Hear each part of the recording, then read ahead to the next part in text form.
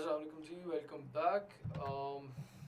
Yup तो अभी पिछली वीडियो तक मैं आप लोगों को एसिड रेन का इंट्रोडक्शन दे चुका हूँ। एसिड रेन के अंदर इन्वॉल्व जो इसके रिएक्शंस हैं उनके बारे में बता चुका हूँ। और इसके साथ साथ मैं आपको इसकी दो बड़ी जो मेजर टाइप्स हैं, rather the only two types, wet deposition and dry deposition, इसके बारे में बता भी चुका हूँ और क्लैरिफिकेशन भी दे चुका हूँ कि इनमें फ़र्क क्या है। ठीक है। So now we will be moving forward with the causes of acid rain. तो naturally there are two causes to every problem related to environment, और वो क्या है अभी तक आप लोगों को पता हो जाना चाहिए। बड़ी बेसिक बात है। आपके एक नेचुरल कॉज होता है और फिर आपका एक एंथ्रोपोजेनिक या मैन मेड कॉज या ह्यूमन रिलेटेड कॉज होता है। ठीक है।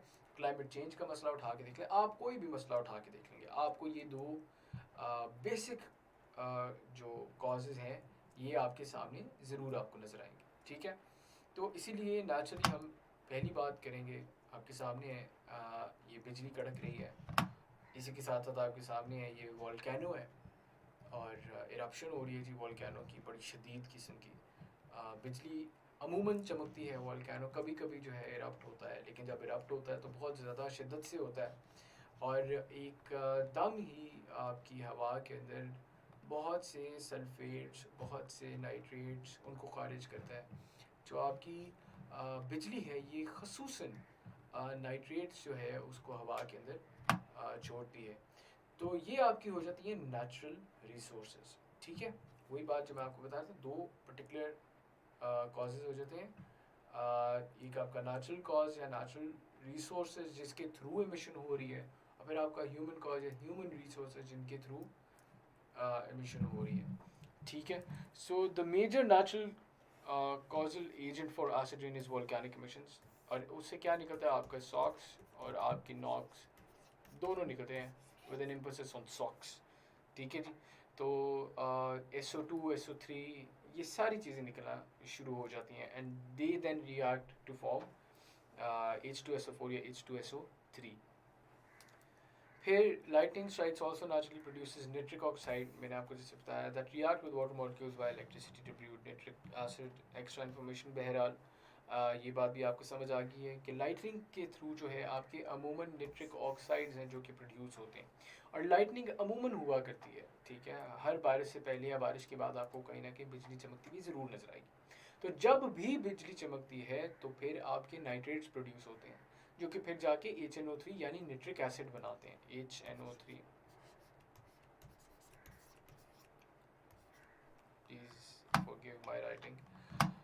फिर आपके आ जाते हैं इसी के तसलसल में अगर हम बात करें तो आ जाते हैं आपके ह्यूमन कॉजेज़ या एंथ्रोपोजेनिक कॉजेज़, और उनके अंदर क्या आ जाते हैं, खसूसन वही बात जो कि आपके मसले सर फहरिस्त हैं और आपके फिंगर टिप्स पे होनी चाहिए। वो क्या है, ऑयल प्रोडक्शन, फैक्ट्रीज़ के अंदर वेरियस प्रोसेसेस जिसके अंदर फ्यूल इस्तेमाल हो रहा है, जिसके अंदर हाइड्रोकार्बन बर्निंग हो रही है।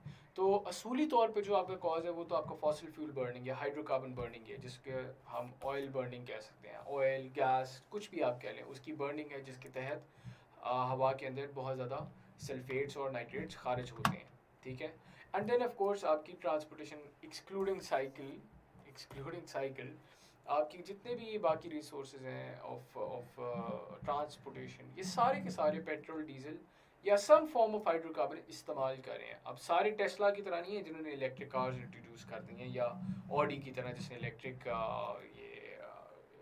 गाड़ी जो है वो इंट्रोड्यूस कर दी है। Most of the transportation facilities run on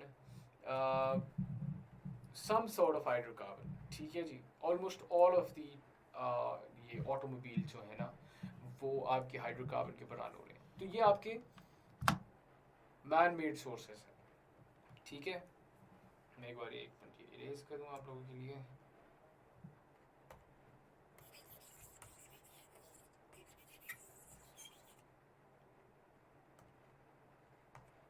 yup. So man made sources activities क्या है, include air pollution sources emitting sulphur and nitrogen gases, factories, power generation facilities, automobiles.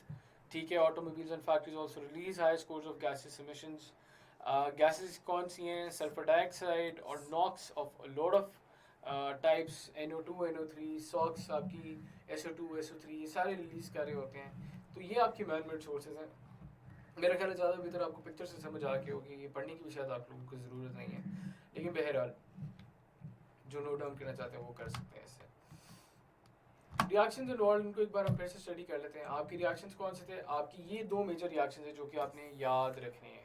ये दो मेजर रिएक्शंस हैं, और पेपर में जब भी आपके पास एसिड का क्वेश्चन आता है तो उसके अंदर जब आप रिएक्शंस बता रहे होते हैं, so this is exactly, you just have to write it down like this, simple as that. आपको वो आयोनिक फॉर्म में लिखने की भी ऐसी ज़रूरत नहीं है। जिनको नहीं भी समझ आता वो उसकी तरफ बेशक ना जाए, वो अगर सिर्फ इसको भी फॉलो कर लेंगे और इसको लिख लेंगे ना, तो that will be more than enough. इससे ज़्यादा आपको कुछ करने की ज़रूरत नहीं है। So these are the two reactions. एक बार फिर मैं रीट्रेट कर दूँ, सॉक्स जो है वो H2O के साथ रिएक्ट करती हैं in the presence of oxygen and it makes H2SO4. In the same manner, NOx जो है वो H2 के साथ रिएक्ट करती है in the presence of oxygen and it becomes HNO3। ठीक है, तो ये आपके इक्वेशन बनती, ज़रूरी नहीं ये बैलेंस्ड हो, बैलेंस आप खुद कर लीजिएगा। बहरहाल this will be enough for all of you, इससे ज़्यादा आपको लिखने की वैसे ज़रूरत नहीं होगी व्हेन इट कम्स टू आपकी ये जो इमिशंस हैं और रिएक्शंस हैं। अब ये जो अभी तक हम चीज़ें पढ़ चुके हैं, इसको थोड़ा सा मैं आप लोगों के लिए समराइज़ करता हूँ और फिर हम इम्पैक्ट्स और सॉल्यूशंस की तरफ चलते हैं। ठीक है, तो थोड़ी सी ये शायद ब्लर हो जाए, बट हमें मेजर चीज़ों का पता होना चाहिए। सबसे पहली बात, आपके एंथ्रोपोजेनिक सोर्सेज और आपकी नेचुरल सोर्सेज हवा के अंदर पोल्यूटेंट्स कौन से, नॉक्स एंड सॉक्स, इनको खारिज करती हैं। ये क्या करती हैं, आपके पर्टिकुलेट मैटर गैसेस इनके साथ मिल मिला लेती हैं, पर्टिकुलर मैटर भी साथ साथ हो रहा है। फिर आपकी हवा जो है वो उसको लेके चलती है। आपकी फिर ड्राई पार्टिकल डिपोजिशन होती है, जिसको हम ड्राई डिपोजिशन कह रहे होते हैं, इसको आप इग्नोर करते हैं, ये आपके लिए ज़रूरी नहीं है। ड्राई पार्टिकल डिपोजिशन हो गई तो यही एयर मासेस जिन्होंने ड्राई पार्टिकल डिपोजिशन की आपके जगह जगह पे हो गई। ठीक है, ज़मीन पे हो गई, आर्किटेक्चर पे हो गई, जहाँ पे भी आपको सरफेस के ऊपर जो चीज़ें नज़र आ रही है वहाँ पे डिपोजिशन होना शुरू हो गई, जस्ट लाइक डस्ट। तो डस्ट के साथ अटैच होकर जो डिपोजिशन हो रही है उसको हम ड्राई डिपोजिशन कह रहे हैं। डिपोजिशन हुई इन द सेम मैनर आपकी वेट डिपोजिशन हुई है, जो कि प्रेसिपिटेशन की फॉर्म है। प्रेसिपिटेशन की फॉर्म्स कौन सी हैं, फॉग, आपकी रेनफॉल है, स्नो है, स्लीट है, ये कुछ मेजर फॉर्म्स हैं जिनके तहत आप देखते हैं कि आपकी वेट डिपोजिशन हो रही होती है। सो आप पेपर के अंदर भी, पेपर पॉइंट ऑफ व्यू से अगर मैं बात करूँ तो पेपर पॉइंट ऑफ व्यू के हिसाब से एसिड रेन के ऊपर जब डिस्कशन हो रही हो, कोशिश कीजिए कि आप इस तरह से एक डायग्राम ज़रूर बनाएं। अब ज़रूरी नहीं है कि आप इस सारे को कॉपी करें।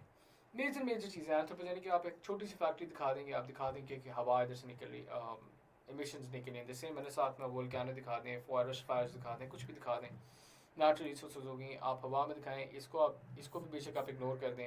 एयर मास से आ गए, आपकी यहाँ पे बादल हैं, फिर ड्राई डिपोजिशन है और फिर आपकी वेट डिपोजिशन है, सिंपल एज दैट। ये बहरहाल दिखाना आप लोगों के लिए ज़रूरी है। इन्वायरमेंटल साइंस का paper requires creativity. One of the very reasons जिसकी वजह से मैं कोशिश कर रहा हूँ कि हमारे जो लेक्चर्स हैं वो जितने ज़्यादा image oriented, pictures oriented, graphical data oriented हो सके वो हो, क्योंकि मैं चाहता हूँ कि आप इसको रिप्रोड्यूस भी इसी तरह से ही करें अपने पेपर के अंदर, which is going to ensure that you secure maximum numbers in your exam. So before I move on to effects of acid, मैं समझता हूँ कि इट इज़ इम्पॉर्टेंट कि आप लोग एक ब्रेक ले लें छोटी सी, और उसके बाद हम इफ़ेक्ट्स या इम्पैक्ट्स ऑफ एसिड की तरफ आते हैं, एंड फिर हम इसको डिस्कस करते हैं। सो टेक अ ब्रेक और नेक्स्ट वीडियो के अंदर आपसे फिर मुलाकात होती है। बहुत शुक्रिया।